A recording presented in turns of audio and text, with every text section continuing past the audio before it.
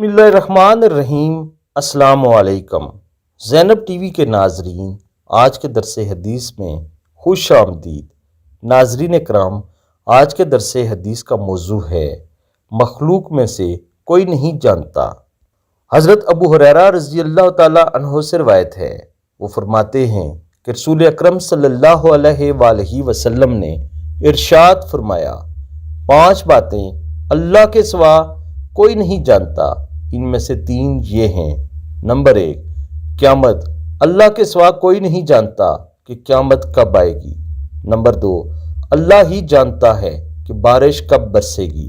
Number 3، اللہ کے سوا کوئی نہیں جانتا کہ ماؤں کے پیٹ میں کیا کچھ ہے۔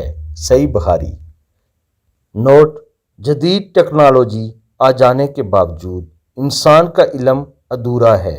مثلاً انسان نہیں جان سکتا کہ پیدا ہونے والا نیک ہوگی یا بد، اس کی شکل و شباہت کیسی ہوں گی، اور ایک خاص مقام پر پہنچنے تک کسی کو یہ بھی نہیں معلوم ہوتا کہ یہ بیٹا ہے یا بیٹی، اس کی عمر اور دیگر معاملات کیسے ہوں گے۔